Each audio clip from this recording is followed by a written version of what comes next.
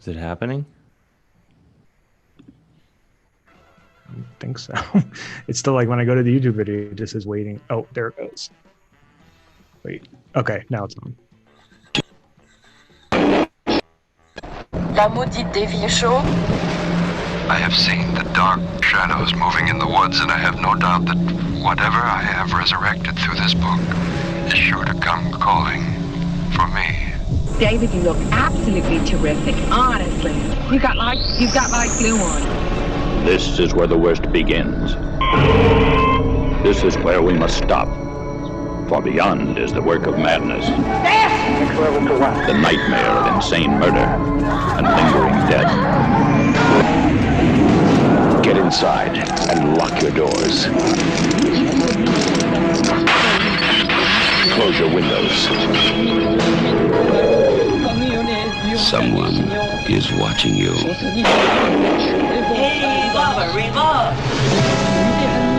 Someone is waiting for you.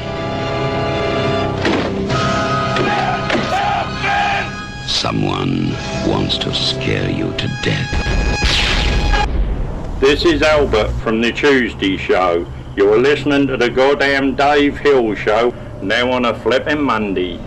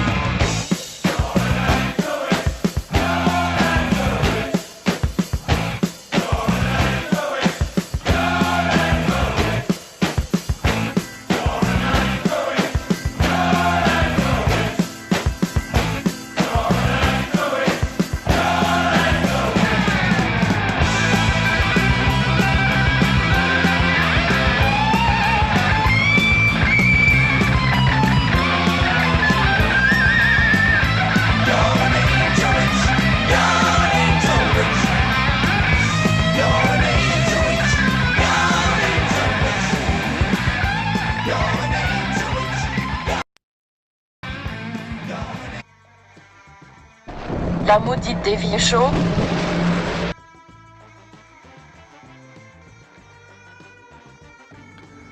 Chris, what's happening? Oh, There we are. God damn it, Chris. What's that? We're live. We're on the. We're live. We're on Wait, YouTube. but they can you turn the music down? Oh, there we are. This feels good. It feels really good. Does it? Wait, Okay. where's Chris now? We can't see Chris. There's Chris. I'm here. Oh, this looks good. This is see. Anyway, hello and welcome to what we are now calling the Dave Hill Good Time Hour, known on the motherfucking streets as the goddamn Dave Hill Show and Dave Hill's podcasting incident combined. But we're getting a new logo, and it's going to say the Dave Hill Good Time Hour, and it's Danny, the great Danny Hellman is doing it. It's going to surprise everyone, but I figure instead I'll build up anticipation. Hi, how are you, everybody? Thank you for joining us. Thank you for taking this first step towards internet greatness. I don't know where to look on this new slick setup. We're using Zoom now. It's a new. If you just look directly into the camera. It's a new app. Zoom is a new app. You'll be hearing about it. And I like Dave Hill's composting incident. That's better. That tells more of a story, I think, doesn't it? You guys ever compost? I have compost. Oh, yeah. Out here in the country. I got piles of it. My dad was composting back in the 70s. Whoa, old school. Yeah. Just taking stuff. Yeah, he was composting, jogging, doing yoga. Whatever it was. Whatever countercultural thing there was, he was doing it. I'm displaying my Danzig port. I need to find out the name of the artist who did this. I won't shut up about it every week. Where someone sent that to you? Where'd you get it Yeah, from? it's an artist in Chicago. Sent it to me at the request of my friend Kevin McComb. It's Danzig in repose. He's scantily clad. He has the Danzig skull on his crotch, I guess you'd say, covering his Danzig junk. But I would argue that Danzig's junk probably does look a bit like the same, doesn't, as the Skull. like a skull. He probably has one of those. Well, I shouldn't get into it. I shouldn't speculate on Danzig's junk. It's a classy show that we have, and the people deserve better. And anyway, we're just getting used to this futuristic format where that's only on YouTube. Yeah. It's a little jarring. It's jarring. I'm used to seeing 3 different windows on my screen so I can follow all the chats. Yeah, well, and people are like, what's the phone? What is the phone number? People want to call in. 347 474 0260. 347 474 0260. That's 347 474 0260. I have sexy lighting that I can do this too. I think a lot of people are noticing. That's 347 474 0260. And let us know if this new format is jarring. People are like, "Where's Lucy?" We're gonna figure that out. The actual live Lucy is not far from me right now, but she's kind of. This is in her, it's her bedtime hour. I gotta be honest. I started talking about this before I gave out the phone number of 347 474 0260. But earlier today, as I plot my return back to New York City, I am still here plotting in northeastern Ohio. And but though I am plotting, cars have been rented, a lot happening. Yeah. But there's this place called Mr. Chicken here in Ohio.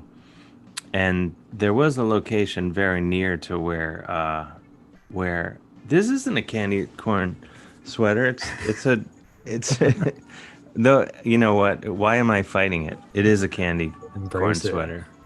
No, you see it. It is Vancouver Canucks 80s V sweater that's like 100% polyester that I got on the internet. And it feels about as good as I think I paid. What did I pay for it? Probably like $50. It feels like I paid 20.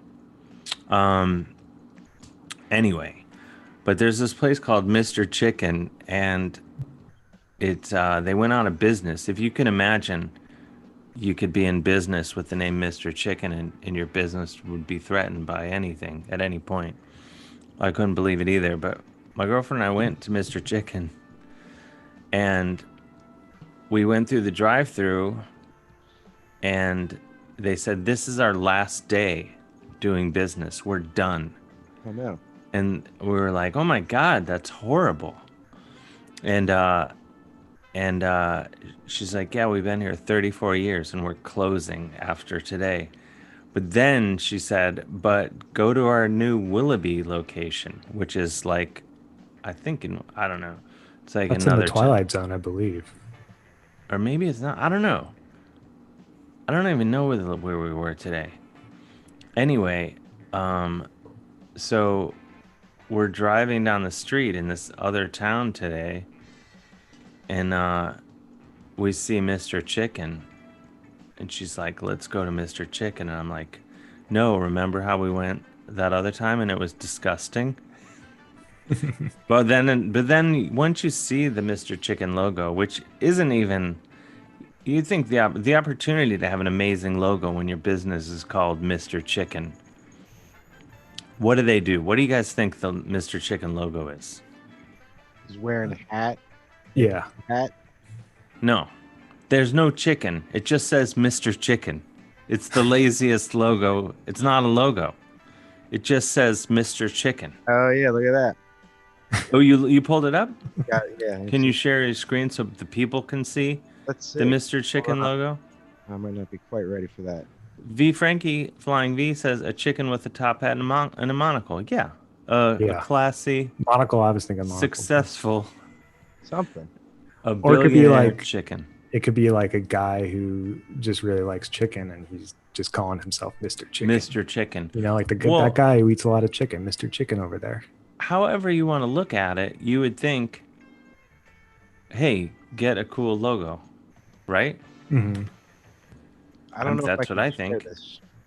You can't, if you should or if you can share. I don't know if I can. It says if I start the share screen, it will stop others' computer sound share. Oh. To continue. It'll cut the music. I think that's fine. I really want to see this logo. Mike V says, yeah, that's Mr. Chicken. Can people see that? Let me see if I can zoom it in. I think the people deserve a larger Mr. Chicken. I wasn't ready to go live. Hold on. Oh my God. Okay. Wow. Look at that. Mr. Chicken. For people just listening to the podcast form, we're looking at a Mr. Chicken franchise. This one, I have to say, it looks a lot nicer than the one that I went to. It has yellow flags. I don't know what that means. Hot oven fresh baked biscuits. And then it just says Mr. Chicken. There's no chicken with a monocle and top hat. That's pretty clearly a McDonald's that closed down and became a Mr. Chicken too. It is that kind of place. Look at the. It is like a lot of Mr. Chickens have like a bell hanging in the middle of them, things like that. 11 next door over there too. You can all in one. Oh yeah, shopping there. Yeah, Phil Dolan asked. Just tuned in. Is this Tendy related? I think it is. It is Tendy related. I'll tell you why. So what happened at Mr. Chicken? They lured us basically with big sign. This is how they get you. Mm-hmm. Said 10 chicken tenders for $10, and then all of a sudden you're like, well, we should not do that, right? So Evan Gray says yellow flag means medium hazard. I think when it's a bigger hazard, but basically, so I get up to the drive-through, and I say, we get 2 orders of the 10 chicken tenders? I figured when in Rome, right? Let's get 20 chicken tenders for $20. We'll be set for years. Yeah. And we get that. So she's like, no, we can't. That's you crazy. We can't get. So we just got the one. So I was just like, just one box of chicken tenders, I guess. And then I said, and a large fry. And then my girlfriend says, why did you order fries? And I said, because I want fries. Biggest fight we've ever had. Damn adult. Huge. Yeah, it was like, what possible other reason would I have for ordering French fries other than that? Mm-hmm. Wow. Anyway, so. Tense out there in Ohio, sounds like. Oh, it's so tense. Time to get back. As if there aren't enough problems in the world, we're coming to blows over Fries. a fry order. Comfort food. But anyway, I ate this food. I don't eat food like that often. And I'm a walking time bomb. I'm a sitting time bomb, basically. And Were they like breaded? Were they breaded chicken tenders? Yeah, they were just, like when you eat certain foods and you're like, I need to cancel all things and I just need to sit down and be ashamed of who I am for the rest of the day. It's that kind of food. Instant regret. Yeah, it was not good. Anyway, the number here is 347-474-0260. Do we have any hot calls on the line? You have a call here. Hold on a second. Elvira. I have a feeling I know who it is. Elvira has replaced Ding Dave. Clearly. Elvira. Ding Dave Elvira in Minneapolis. Hey Dave, hey gang, how you find folks holding up this week? Oh, so good. We're great. Oh, so good. Well, we're into a new season, and we also have a new cult of the month. There's a new cult of the month. Tune in on this one. What is the cult? It's the Coven of the Angel Witch. I'm listening. Well, with Cult of the Month, we have our concept of original membership, which means that every being in the multiverse, both real and imagined, is already a member of Cult of the Month. So, by enrolling everybody into the Cult of the Month, then we're making everybody an angel witch. I will allow it. I mean, I can't stop it either, though, to be fair. Does that mean I'm an angel witch? Well, you're an angel witch. You're an angel witch. You're an angel witch. Sick. I like this cult. Now, how many people, and this isn't me trying to poke holes in anything, but these cults you speak of, how many people are aware of them other than you prior to you calling and telling us? Are there legions? There's a few hundred on Facebook. There's a Facebook group. So you're telling me there's a... Yeah, well, I'm following my uncle's model. He started a church in the early 20th century called Psychiana, and he wouldn't teach it to anybody within 100 miles of him, just because he didn't want to have any worshipers in person, because those people kind of... How do you get the sex then? Oh, I have a hot wife. I have a beautiful redhead witch of a wife. No, not you personally. I'm talking about your uncle. Your uncle who started the cult. Well, he was also happily married, and he was also a musician. He had a pipe organ installed in his house. Oh, I bet he did. He had a nice German car that he would drive around in that gave him joy. All right. Was the car in the house? Okay, I just wanted to give a suggestion on the subject of food earlier, and a great way of fighting racism is international food. If you ever have anybody that has a particular problem with a particular race, give them a food of that race and see how long their hatred holds up. I think that's a good tactic. I like that tactic. It's worked miracles for me. And also, I want to thank you for having Jonah Ray on last week. That was it was nice to see him. I got to work the MST3K reunion show, which is also the State Theater where you and I worked together.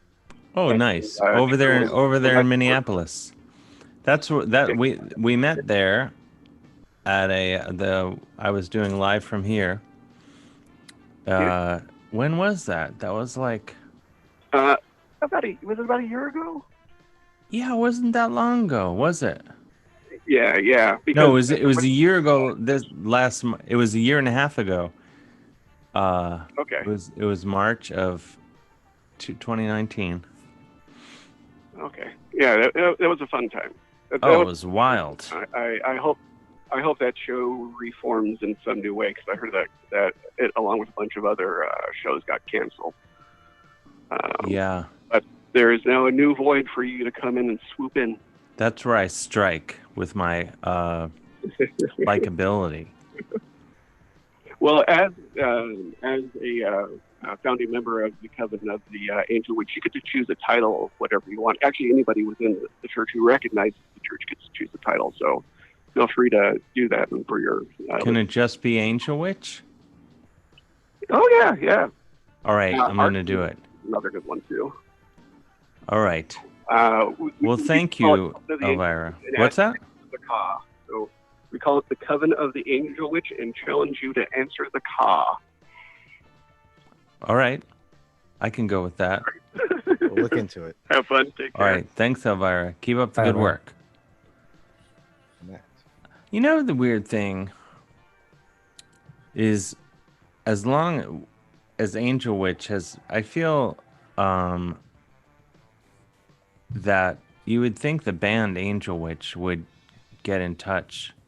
Eventually, yeah. Eventually. I think I wrote to them once. You would think they'd be tripping over themselves. The guy who gets the royalties still alive? Or has that passed They're now? still playing live. They're not that old. I mean, they're probably in their 60s, I'm guessing. Wow. When did that song come out? 78? Is it? No, later than that. Isn't it? Let's run a check on that. I think 80s. You would think I would have the answers. As America's foremost authority on Angel Witch. What is that, jazz? It's Afrobeat. Ooh. 1980. Okay. 1980. Yep. 1980. Wow. 40 years now. Dun, dun, dun.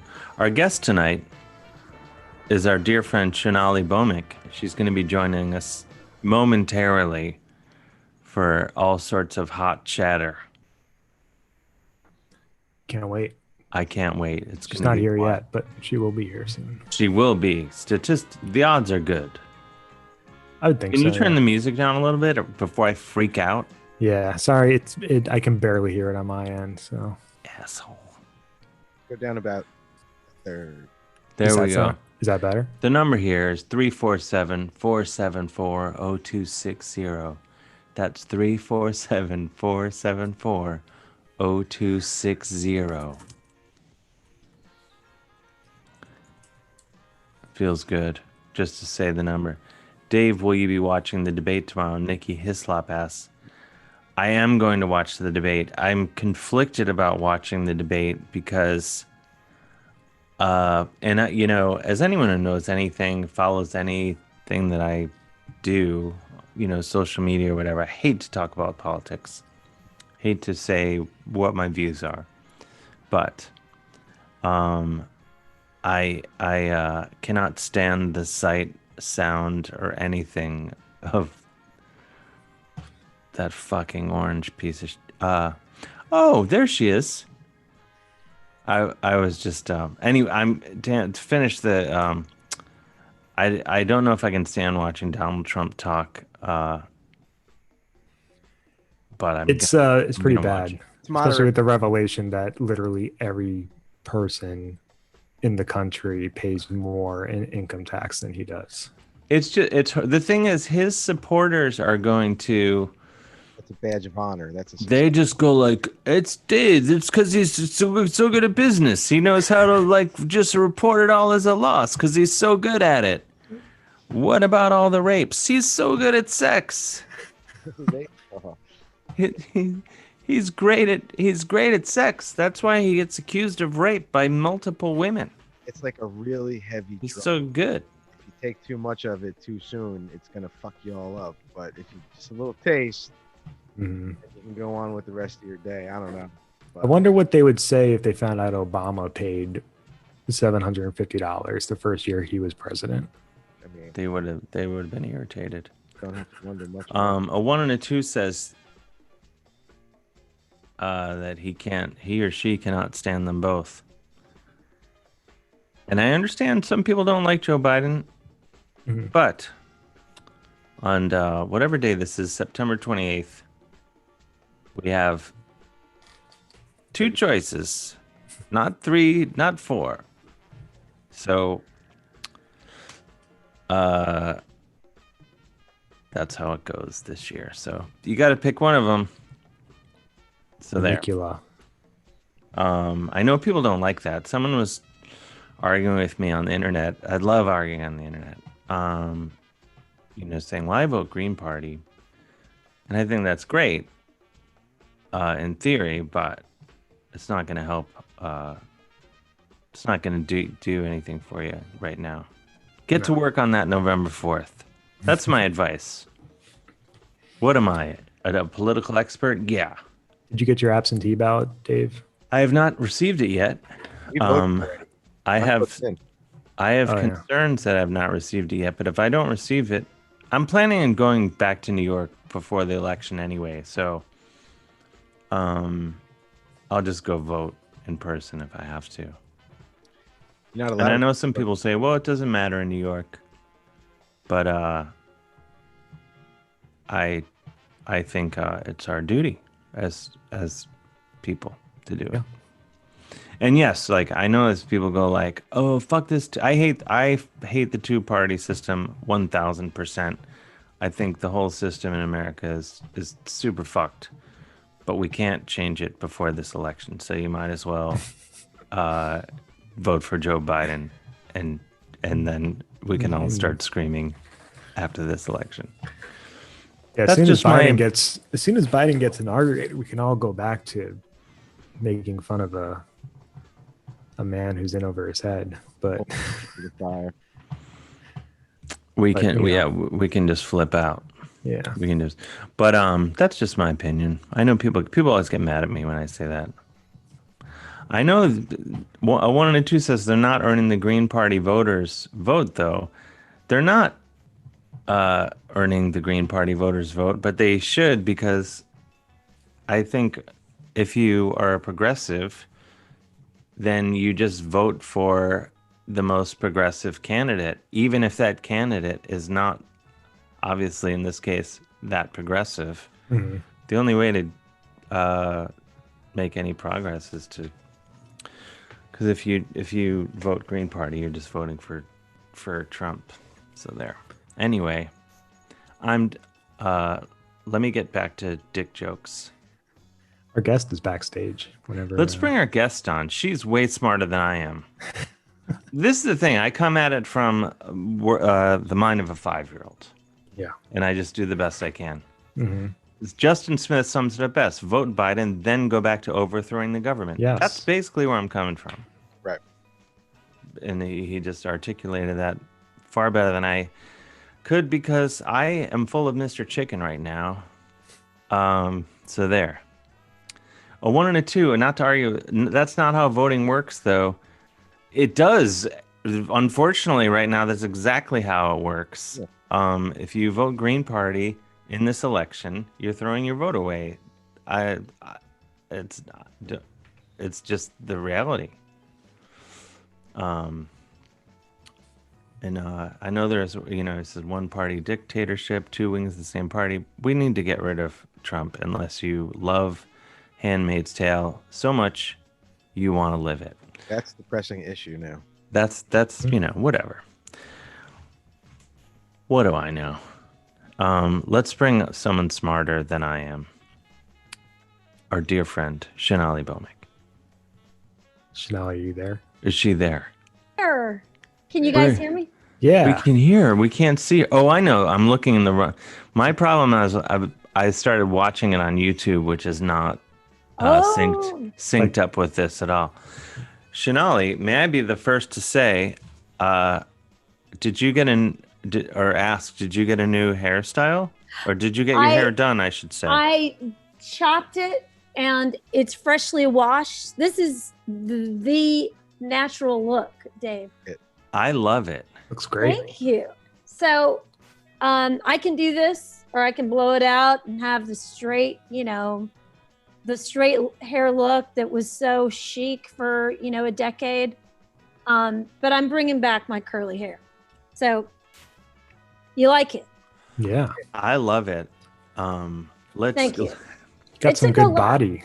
It took a lot to just do it. I just can't. I still don't have like the guts to go get my hair cut and sit in a chair in a salon. I'm sure there's lots of great salons out there and they're having some sort of socially distant hair cutting process. I don't know how you do it, but couldn't do it. So this is the end result. Me too. I'm not ready to go. I was just talking to a friend and he was talking about like, oh, New York restaurants are opening. Like, when you get back to New York, let's just go eat out. I'm like, no fucking way. I'm not being part of that experiment. No. I don't want to I'm not trying to scare anyone. Go for it. But I mean, why? Yeah, why? We can order food. We can still go outside and eat at every restaurant outside. Yeah, and you can buy really good food and eat it at home. You can cook food. Yeah. You can luxuriate and flow like nice sexy robes. I'm not saying you. I'm saying everybody. I'm sure you can. I just don't want you to think that I was like telling you what you get up to. I'm just saying what I get up to. This is me too. I mean, like, we're gonna have made it this far, being very diligent, and then just at the last minute cave in to a guy who wants to have lunch in a restaurant in New York. Like, and perhaps, what if you did get COVID in that instant? Like, what would that be worth? Like, why?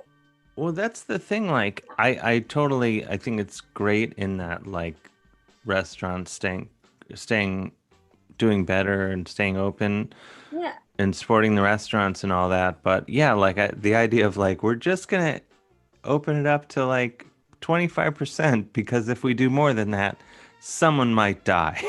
Like, or maybe not someone dies, someone might get a disease that might end up killing someone else. Like, you know what, I'll just stay home and I'll have a cheese plate. I'll get some wine. I'll have a cheese plate. I love your showbiz. I was trying to figure out how to get glamorous for tonight. My hair was about it, but you look great with the scarf. Is it called a scarf? Is it an ascot? I think of it as a scarf. It's not an ascot. I just think of it as a scarf. It's a scarf. And the jacket? No, it's a hockey jersey. That's my new trailblazing thing, is a hockey jersey and a scarf. And to my knowledge, it's never in the history of anything been done. I don't think so. For good reason. Hi, Des. Hi, Chris. Hey, it's been a long time. How's it going? Wow. Well, I was just listening to tail end. Well, the conversation you guys were having, I started getting angry all over again. Right. I managed to, last week was definitely, I mean, I don't know how many low points we can have, but. Every day. Right. So last week I had to turn off the news for a while. Like, I'm usually diving in.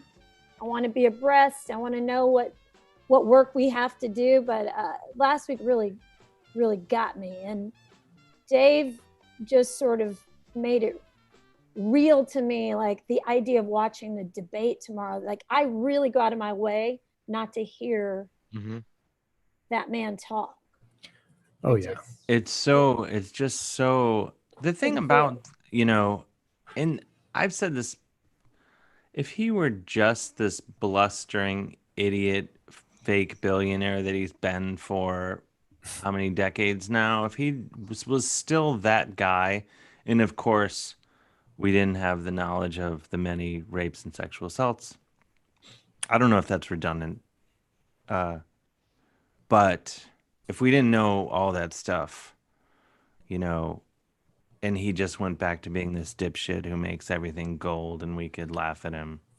Fake gold. Fake gold. Yes, fake gold.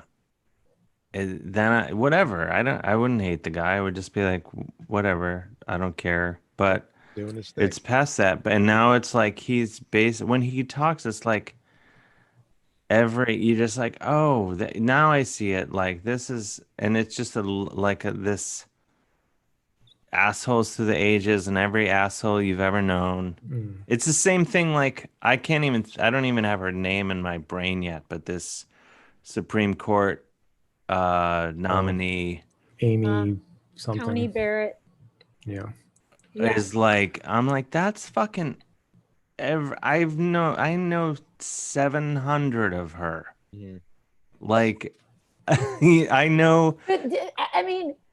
So you do know, I mean, I think the last that I've dealt with someone like our current president, I mean, is like a kid in elementary school. Like I really haven't. Well, and I grew up in the South and I grew up with all kinds of people. I have not dealt with someone as abhorrent as him. I mean, since I was a kid, and even that. Well, no, but that's exactly, we're in a global 5th grade, and now everything, that's what I think of it as, like, all of this is like, and I fortunately for many reasons, I don't have children, but fortunately for me and also for the children and for the world, for everybody, it's better that I don't have children. But one thing I've learned from this is like, oh, it's like, how when you're a kid, and then also as you get older and you talk to, your nieces and nephews, and they're like, there's this kid at school, he's an asshole. And they explain to you what this kid is like. And you have to say, oh, well, be nice and he'll grow and change. And they don't. It's like they stay assholes. And these are the fucking assholes from 5th grade. It's the same thing when you're in school and you go to your friend's house after school, and he's like, let's go to Jimmy's house. I'm like, who's Jimmy? He doesn't go to our school. He's like, no, he goes to this other school. I know him.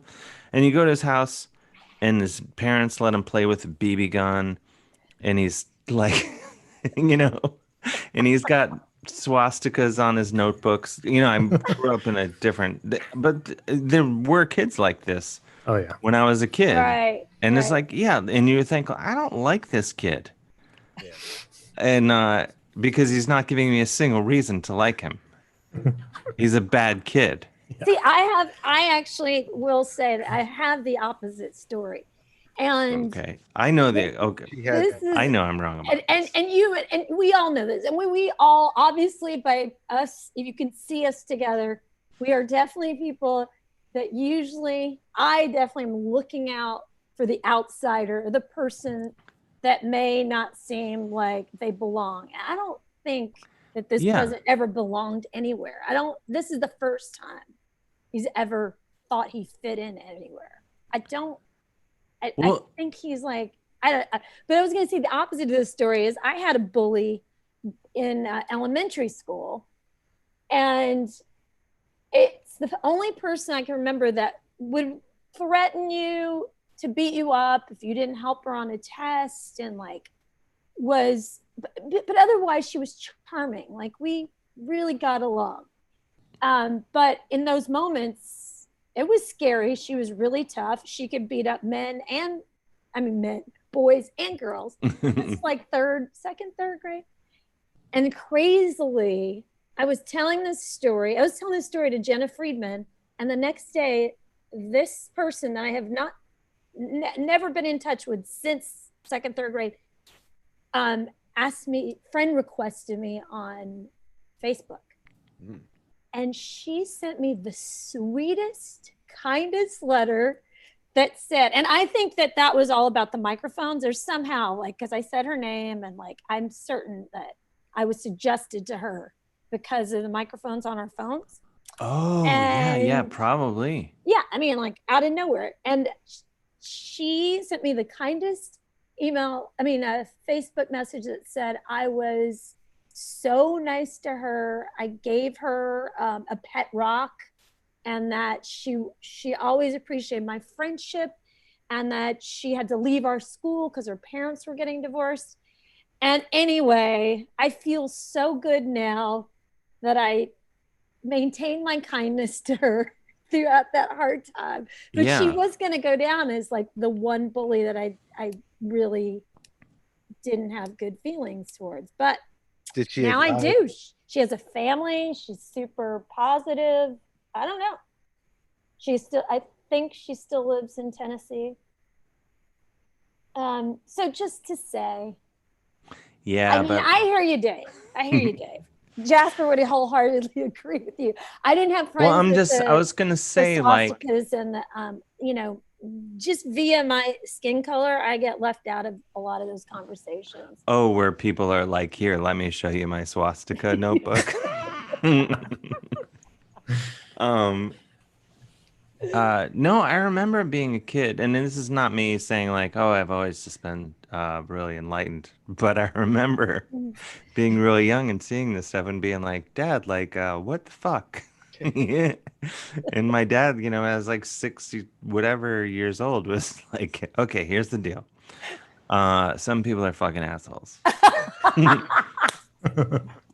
He didn't say it like that. He does not talk like that. Yeah, no, this is true. Well, I wanted to say, just since it was in relation to something you said when we were talking about having these two candidates, and you're right, like throwing, a Green Party vote right now, like even the fact that we even have to talk about it, like I can't imagine why we'd even have to explain that right now, but. Well, dude, I don't know if you heard the way I was explaining to it. I'm more of a blunt battering ram object in the conversation.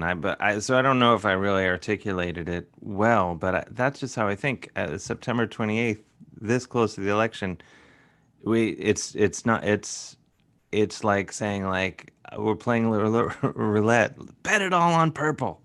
Yeah, that's not even the right analogy, but it's just like voting green is not gonna get you.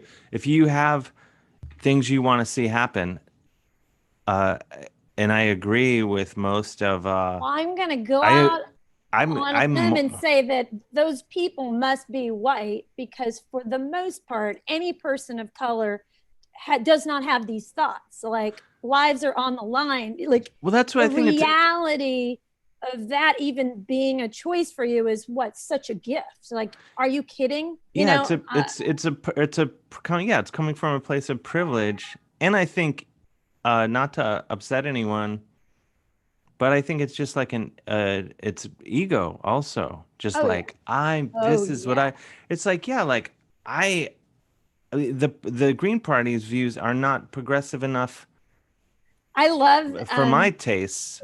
The teachers, I mean, like, here we're having this conversation, but at this point, my pleas are like, please vote.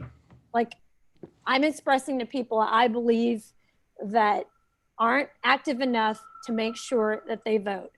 And then you will get someone that explains to you, like, you do know that there are two sides to this story. And I'm like, where are we in first grade right now? Like, you have to teach me about this right now. But there's so many people that want to be heard based on them instructing you as to how it works, like, over and over. And at this point, that's also a distraction. Like, that's also something, like, I'm like, why are you teaching me? Who are you? Yeah, I just think like. But I was just going to say the false equivalency part. The personal note I can add to this is that my sister, firsthand, I would say like back when Joe Biden was in the presidential race against Kerry, wasn't that was the last time he ran before? I remember some of his debate performances and I liked them. And I remember saying, like I was expressed me liking Joe Biden at that time. And at that time, my sister worked in the Senate and she worked for Ron Wyden of Oregon. And I expressed this to her and she said, well, she said she liked him. She said he during the sessions, he expresses himself like, you know, he was one that talked a lot. That's what she said. She didn't express a like or dislike, but she wasn't as much into him as I was. Cut to when she worked in President Obama's White House, and she was deputy cabinet secretary, and then she was also legislative director in his Senate. She worked closely with Joe Biden. And so, you know, and maybe I talked to you about this before, Dave, but I asked her firsthand, I said, can you give me, you know, what your assessment is of personal reasons why, you know, you should vote for Joe Biden? And right away, and she's a busy woman, right away she gave me a list. And there were things that I remember. I remember her going to the Gulf with him for the oil spill and helping do that. Like she started working with him. I remember Sandy Hook and her going there with him. I remember, and then we talked about, you know, the Violence Against Women Act. It's like things that are not even like a morsel of the bit and fiber of this person that he doesn't even understand, like the man that's currently the president. The idea that there's this false equivalency, like, oh, he's not with it, or all this stuff, it makes me so angry because it's not true. This is a man that's a good man. And based on that, just alone of my sister, I think is one of the smartest and best people I know. So perhaps I'm biased that way. But for her to just all hands on deck say like, no, this is an excellent choice for president. It's not that we have the lesser of two evils. And the idea, like when we talk about our progressive agenda, that's the work that we should always be doing. And that should have been done before we even elected our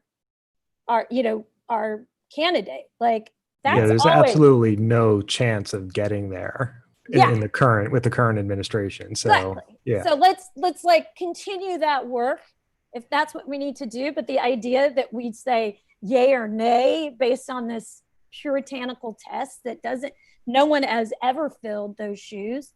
What are they talking about? It's like anyway, thank you I'm fired up. Well, no, I mean, I don't know the exact. It's just such a false equivalency. It's such a waste of time for anyone to ever say that. I've cleared that up now with lots of our friends. And I was like, no, this man is together. He gets it. Yeah, he's older, but he's got amazing people around him. There's no part of him. He may not be like pulling out his gun as fast as like, I don't know who, Chuck Norris. Does he pull out a gun? We can only assume. But also, I mean, it's just like he's really a smart, really good man. Yeah, and there's this argument I'm seeing people, Green Party people saying like, oh well, you must. I'm so much more progressive than you if you want Biden. It's like, that makes no sense. Can they tell me what they've accomplished and what they're trying to accomplish and how they can do that without Joe Biden? Like, exactly. You don't get it's. Ruth Bader Ginsburg said, basically like it's all making little bits of progress, and that little bit of progress going right now is to have Biden. Under Obama and Biden, the EPA, all of the environmental work. I even know scientists that worked for the EPA that were fired immediately when Trump took office. They couldn't do work such as get lead casings out of water, like work to just make sure our water's not poisonous. Mm-hmm. So yeah, there you go, Green Party. There's one. Mm-hmm. Let's make sure we have actual people that want to save the environment work for the EPA instead of people that want to demolish it. I know, yeah. That's what I don't get. It's like, I don't think any Green Party politician has ever even sat in a Senate seat. So it's like you want to become president, but you don't like start a little bit further down. And it's like every 4 years, it's just this one Green Party candidate you haven't heard from in 4 years. Was Jill Stein Green Party? What was she? I think she was. Mm-hmm. Oh my gosh. And she has so much of our money. No one knows where that went. There you go. Cancun. She went to Cancun. Well, can I on a positive note, something that's helped me get through this past week was, did you see the documentary, My Octopus Teacher? Did you see that? Mm-mm. No? Des? Oh, I didn't see it, I did see a little bit of that. Yeah. Oh God, you guys. I'm telling you, it makes it clear why nature, is obviously this pandemic has made us understand the importance of trees and birds and water, because it's one of the only things that can bring you like peace. But this documentary is so good. It's this man that dives every day into it's, I'm trying to think, he lives in South Africa, but I think so, yeah. He starts a friendship with an octopus, and every day he visits this octopus, and he takes footage every day from his, it's literally from when it's a small octopus. I'm not going to give you the ending, but he goes through like sharks attack this octopus. There's all kinds of craziness, but it's also a beautiful love story. And it makes me feel calm now when I start thinking about it, when I get like furious about the state of affairs. Mm-hmm. So I think you should watch it. You got to watch it. It's beautiful. It's beautiful. My Octopus Teacher. It sounds like it would be like a horror film, perhaps, or but it's actually a very sweet story. I saw a little bit. I don't. Maybe this is giving away, but the octopus was hiding really well. Yes, it's amazing. It was amazing. There are so many highs and lows. It's like it's a thriller. It's a thriller. You guys have to see it. I love. Yeah, I stopped. They're so smart. It's on Netflix. Yeah, they're so smart. I don't eat those octopuses. I'm not. I think I'm not going to anymore. I didn't tell Jasper, I'm not eating octopus anymore. Kim's on that fence now too. They're too smart. She can't do it. I haven't had octopus in years because they just know too much. They do. So it's Dave. I promise you would definitely. I know how you are with your dog. You love your daughter. Oh yeah. Octopus are like dogs. They are. They're great. But even hearing myself say that though, like to be like, oh, they're too smart to eat. That's kind of a bullshit argument to then go like, oh, well, eat the dumb animals. True. You should just kind of go. I realize I'm a hypocrite by still eating some. Yeah. Some poultry and some fish. Who isn't a hypocrite? That's just, you don't have to opt out. Probably, I don't know, Ian MacKay or somebody. I don't know. That was a good one to pick out. Probably, right? We were talking about Fugazi yesterday, Jasper and I, and we were remembering, like, I don't know when the last time they toured, but remember their shows were like $5 for like decades. Yeah. And they were always so great, and there would almost always be guaranteed that the show would stop and Ian MacKay would yell at people, but like in sort of in a way where you're like, he's right. But I remember thinking like that like, oh, these guys just have their shit together. They're in every possible way. Yeah. And then I don't think he'll mind me telling the story. As I tell it, I'll maybe censor it. I don't think I need to though. Tell it. But I was doing our friend John F. O'Donnell was a few years ago, a hilarious comedian, was taping a special in Washington D.C. and he asked me to open for him at these. He was doing 2 shows, and the director was Brendan Canty, the drummer for Fugazi, and Messthetics, and one of my favorite drummers ever, and the super nicest guy in the world, and just the best guy. But that was actually, I think, the first time I ever met him. And I was like, oh, it's Fugazi. It's one of these guys that are perfect, and they don't do everything they do is perfect. Because I thought that since I was like a teenager. And then, so we did the first show, and John did such a great job. And so we were doing the next one. So I was talking to Brendan, and I said, oh, like, that was such a great show. This next one is just gravy. And he said, he didn't hear me. He said, what? You eat gravy? And my head right away went to like, oh shit, this is the Fugazi guy, and he's about to give me shit for eating gravy because it's made from beef. And I was like, oh no, I'm in trouble with Fugazi already. How did I do this? And then so I'm like, I have to smooth things over. So I was like, I'm just going to be honest with him and tell him what my diet. And so I'm like, oh, actually, Brendan, I don't eat gravy anymore. I stopped. I don't eat mammals, and I eat poultry and some fish. And that's it. And he's like, oh, why are you telling me that? He's looking at me like, oh, okay. And zero recollection, right? He's just kind of like, okay, whatever. And so I was like, what about you? You're vegetarian, vegan, or what? And he's like, no, I eat everything. And I was like, what? I'm assuming he wouldn't mind me saying this. And he was just like, yeah, I've been vegetarian or vegan, but like, if you have kids and cooking, say, I just can't eat it. And I was like, oh, what? I was like so nervous. That did he follow up with anything? Did he? I think he just thought I was crazy for talking about gravy so much.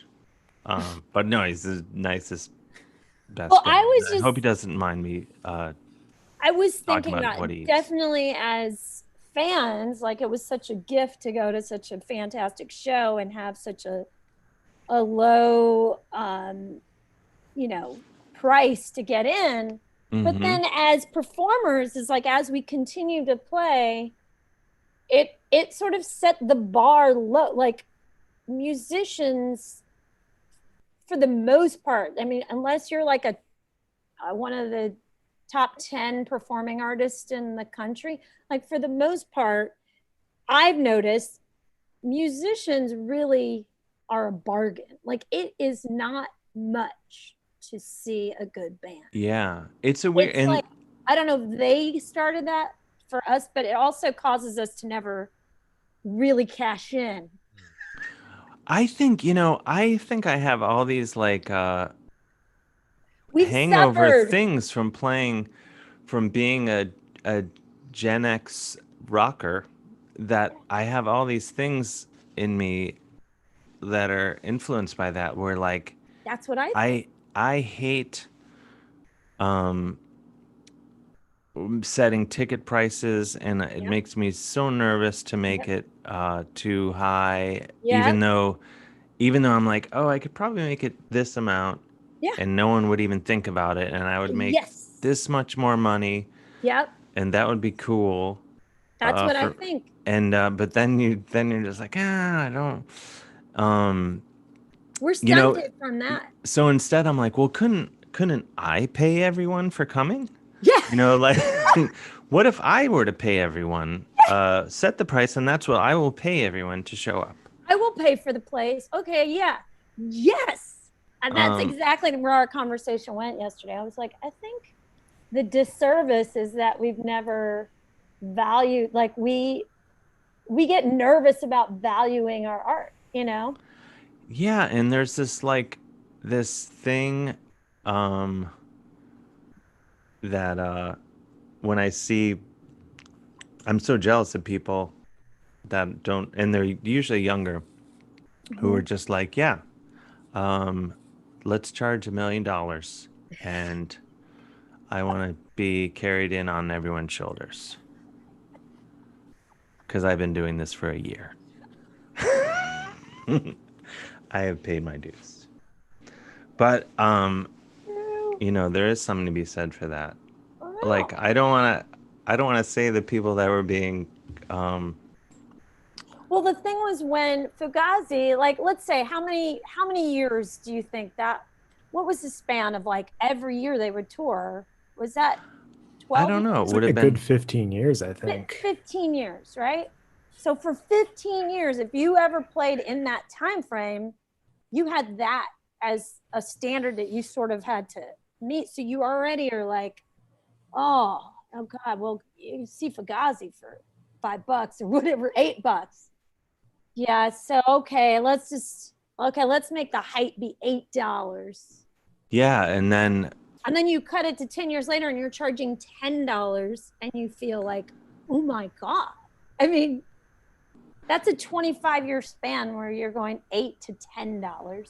yeah, and then I see people just charging for like this money where I'm like, oh, that's what it should cost, but I could never ask for that. But you should. I should. When this pandemic's over, I'm just really gonna try to fleece everybody.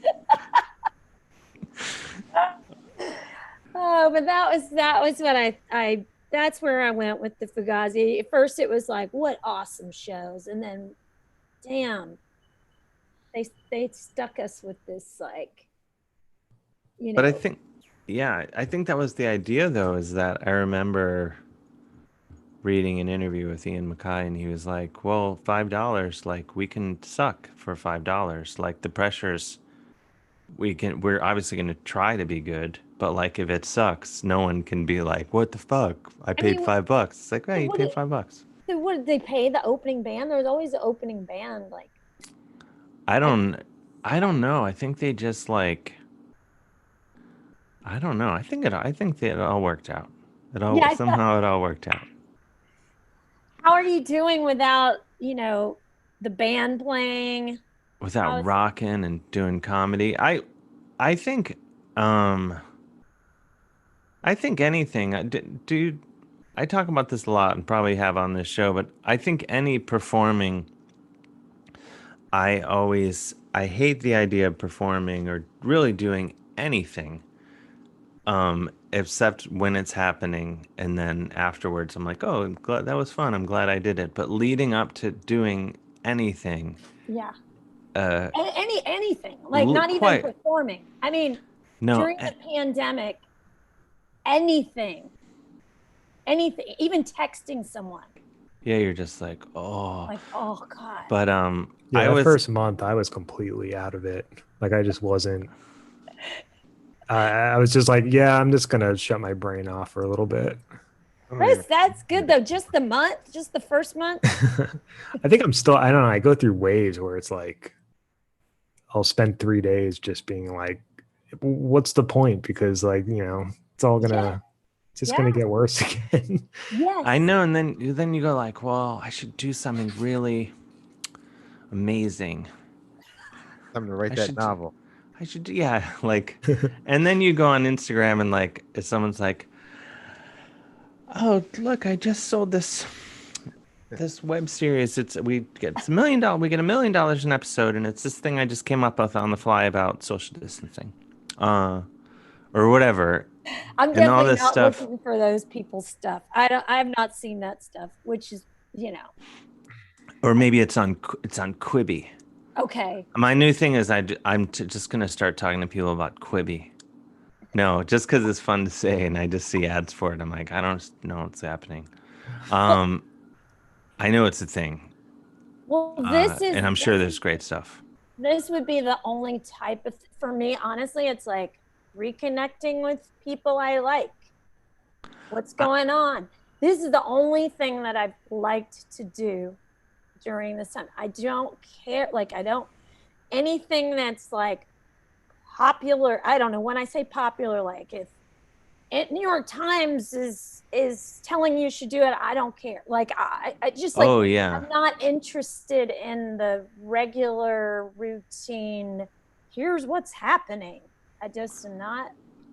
In fact, it makes me move farther away from it. That's what I think. The more I hear about, like, there's all these great things you can do. Just go out and with your mask and just definitely stay this distance, or a lot of people are going to die. I'm like, yeah, I'm just going to stay home and drink with the lights off. My new thing is I want to get a medically induced coma. Whoa! And get taken out of it in like wow. Can you do that like on demand? I don't think. I'm sure someone. How long do you want to go down for? A year, 2 years, Wow. 5. I don't even know. No, I don't know. I probably don't really want to do that, because then you would have to wake up to the shock of like, it would be one of two things. Would be far worse than you could ever imagine, or people would be like, Dave, why did you have them put you under for a year? Everything's been fine for like 6 months now. And we wanted to take you out on this tour, but you were in a coma. And well, are you do you feel like you're, I mean, I think the only thing that I constantly think about is what can I do to help in terms of making sure people are voting, or, you know, what can I do from home, because I'm not canvassing, or that's the only thing that I'm like, okay, I can do it. And even leading up to it so I've been doing the voter protection hotline, Democratic voter protection hotline, and I gotta say, you know, I've talked to many amazing people that have been waiting for their absentee ballots, figuring out where their polling places are, like on the ball from all these swing states. And it's really uplifting. And you're also helping people that, you know, there are a lot of people that don't have computers. They're not computer savvy. So you have to help them. My dad. Right. You know, so they need a phone number where their local election board is. And there are ways that everyone can help. This is just to say that there are, because I feel like this to the election is like our waiting game right now, where we're all like, okay, what law, you know? So that seems like. I didn't know early voting in New York starts like last week of October. So I'm just gonna do that in person. Oh, is it? It's not. It's. I thought it had already started. You can vote you can do your absentee mail-in vote, but if you want in person, you can go October 24th. But it might be a different polling site than your usual site, so you have to check online before you go. Yeah. I have an ignorant question. I think I know the answer to this, but you know, they have the drop boxes, right? Mm-hmm. You cannot drop a ballot from another state. Like, I can't drop my New York ballot off at the Ohio drop box. Heck no. That's what I thought. That I was just a wanted good to hear it. question. I just wanted to hear it from someone who had, because I Googled. I thought I knew the answer, and I Googled it and could not find the answer. In Virginia, you must drop it in your county's Dropbox. You can't even just be a Virginia Dropbox. It has to be your county. The county that you vote in. Mm-hmm. Then how did this? Because the whole thing with the absentee ballot is like you're not around. I know. Well, you could still mail it in. You can still mail it in, but if you're one of the people, they're going the extra yard for this. Yeah, with the post office stuff. Yeah, I think voting in person, if you can early, and if you of course on election day, that's just your best bet. Yeah. To make sure that Trump doesn't claim like, oh, look, I was winning. And then the next day they count all the votes and it's like, oh, they stole it away from me. Well, he'll do that no matter what. True. But that's not an insight that I had. I've heard, I heard a million people say it. Now I've just repeated it. He pretty much says it. Which is what I do. But also to me in New York, if you vote now through your absentee, if you've got your ballot, like we do in New York, a lot of us have them so quickly. Yeah, I got mine. I have no qualms with them counting that vote before, the count of midnight, November 3rd. But if you are not in hand with an absentee, like Chris just said, best bet to go in early. Probably won't have a line. Yeah, I mean I'm concerned that it's not going to show up, and then just going to have to drive on back to New York City and vote like a mofo. Get clean underwear, that too, which I need to do. To be fair, I did do a text banking thing, and obviously, like everyone's being bombarded with texts. So I'm always nice to anyone that either I don't respond or I'm nice to someone. I did one for Next Gen, which I think is like a climate change organization. And when I say that, that's what but this was for the election. I did Florida. Oh my gosh. I mean, I would say I got like out of 600 texts, 60 responses, I would say like 40 Trumpsters. Mm-hmm. And these are for young people, 18 to 34. Just out of how many people? Well, I say I got a 10% response out of 600. So it's like 60 people and then 40. So because that was just emailing the masses, right? Texting the masses. You had no idea, outside of age. Mm-hmm. And it was, you need the reality checks in place to now you do the work. When you, so like I got some texts today, and some texts, and is that someone actually just from their phone? You do it. No, there's like all these different platforms on a computer for different, organizations. Like Biden campaign has something. For that one, there's one called Hustle that I use for the census, and that was really effective to help make sure people fill out their census. Everyone was so nice, it responded. There's different platforms, and then you don't use your phone. Okay. Yeah. Yeah, because I just didn't know if it was just someone sitting there. Just firing off some texts. I don't know if I trust. Yeah, okay, so that's good to know because because I like if I hypothetically were doing it, I just don't trust myself. I would just start being like, oh yeah. By the way, I'd give them like album recommendations, and then be like, also. Yeah, no, it's hard. You have to be kind, even when you get some like obscene responses. Yeah, no, I think that's good. And to not give album recommendations.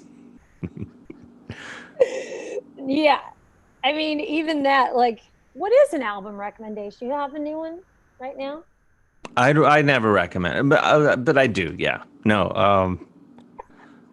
I just had one come out Friday. Yeah, it's not a big deal. What was it? No, I just tell people to listen to Lana Del Rey.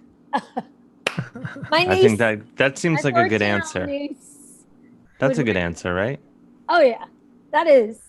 My 14-year-old niece visited during this pandemic, and she was very kindly requesting to listen to Lana Del Rey She was here for 4 days, so 3 out of the 4 days. And yeah, we did it. I'm not going to stop her. I gotta get it. Elvira Canaveral says plug our stuff. I'm gonna do it. So good, yeah. My band Painted Doll had a new album out Friday, and everyone should get it, or I'll freak out. It's really on our good. Bandcamp. I'm not just saying that; it's excellent. What's it called? That's awesome. The band is Painted Doll. It's called How to Draw Fire. Nice. Whoa, that sounds intimidating. I like it does, but I shouldn't admit things like this, and I don't think I have anywhere yet. But the way we came up with that title is literally like I was, because this is a long time. Well, I don't know, not a long time ago. Sometime in the last year or two, I was just at home drawing, and I wanted to. I was drawing fire for some reason, and I was like, I think I know how to draw fire, but how do I draw fire? So I just Googled how to draw fire, and then I was like, oh, I like that. I'm gonna remember that, because I'm like, it sounds like it means a lot more than the completely oh my God, I love literal. I love that story because where I was when hearing that title, and then now imagining you Googling how to draw fire and how sweet that is.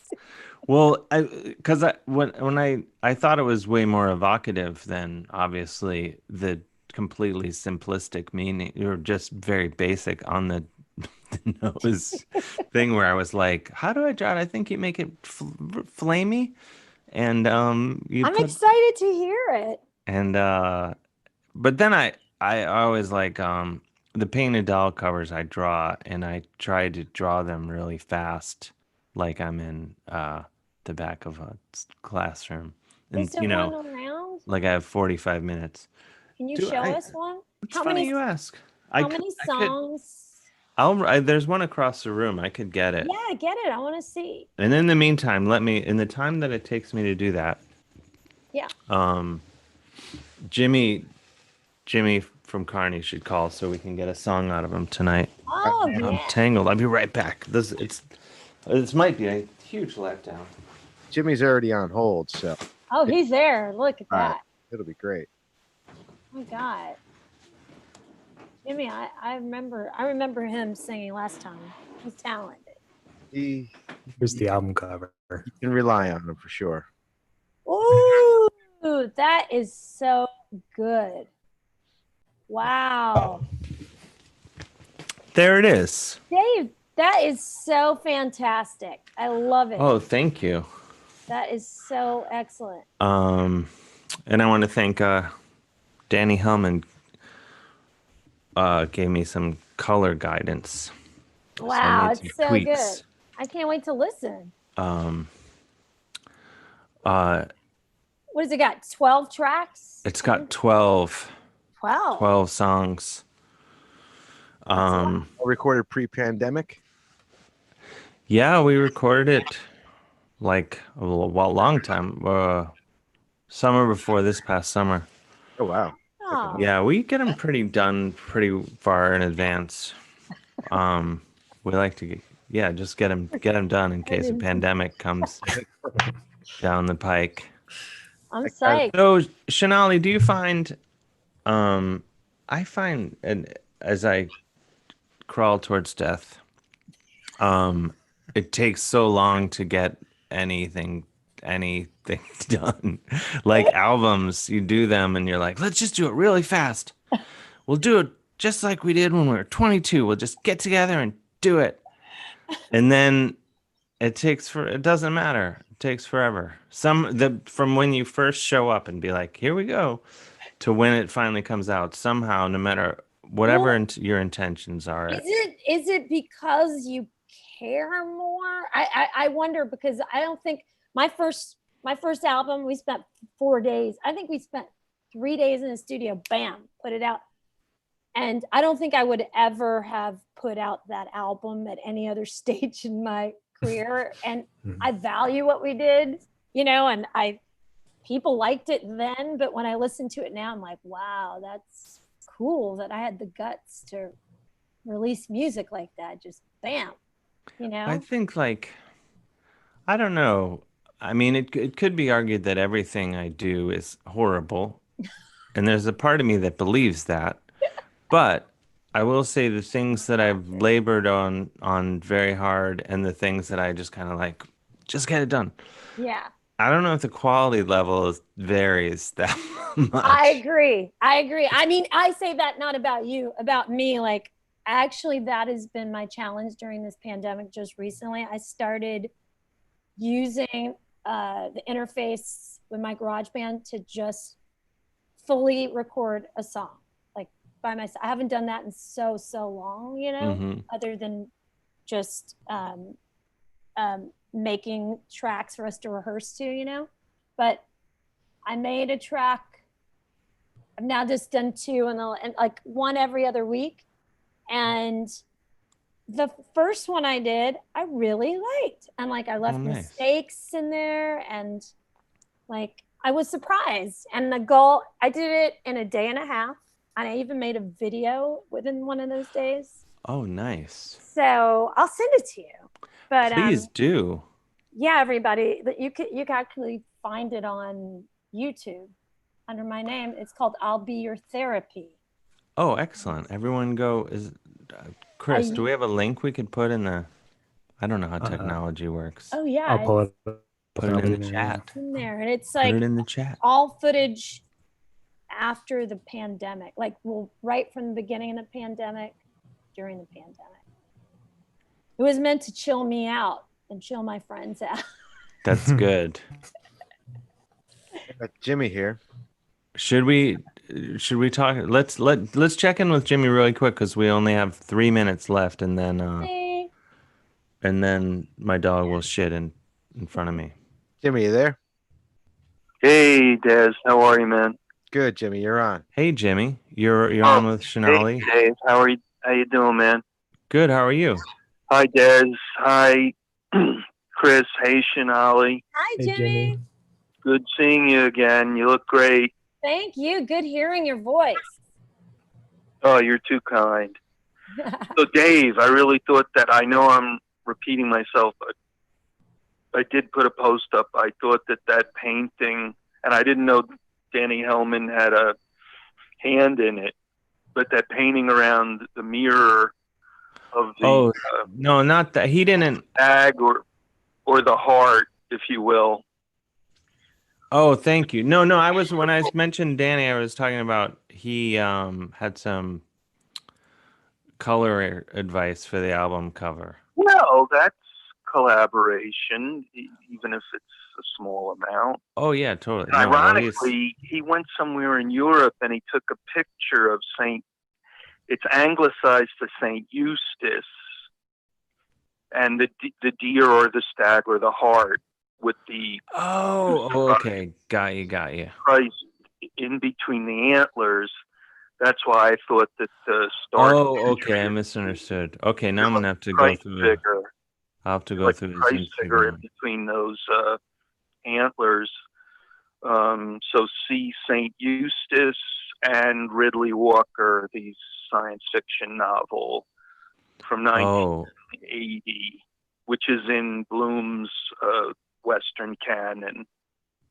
Okay, all right. Little known gem, but it's a masterpiece.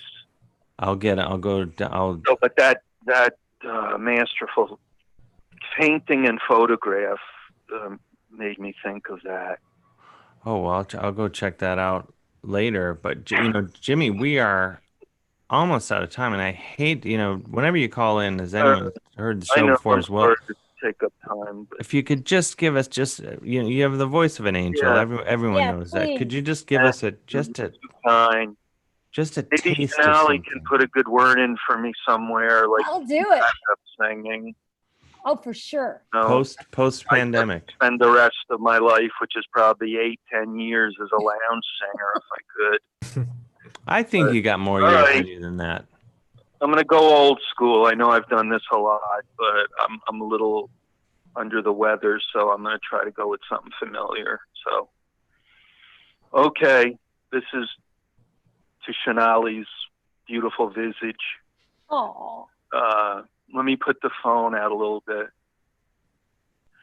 Someday, when I'm awfully low, and the world is cold, I will feel a glow just thinking of. What happened? Did we lose? Oh, Jimmy, that was so wonderful. I'm sorry, Jimmy. I'm sorry, Jimmy. These phones are wonky. Oh, man. Well, we're out of time, Jimmy. So I would say call, give us a call next week. That was great. That was fantastic. Shanali, thank you so much. Thank you for joining us. Des, thanks for having me. Good to see you. Thank you, Chris. Thank you, Shonali. Always a pleasure. Everyone go check out Shanali's single and video. Thank you. On YouTube tonight. Thank you. Or tomorrow, whenever you're ready. Yeah, whenever you feel like it. And can they download it, stream and all that? Yep. I tried to deal with what you were just saying, like how things take longer, and I was like, I got to do this quickly. Yeah. So yeah. Get it out there. Do it. Got to do it. I like that. Well, thank you so much. Thank you. And thank you, everyone, for joining us for Hot Times. Take care of yourself. Be safe, everyone. Thank you, Des. Got it. Thank you, Chris. How does this work now? Chris, you're the brains behind the operation. I can just cut the stream whenever. You cut the stream. Yeah. So you bring the music up. Bring it on. Sort of. Okay, cut the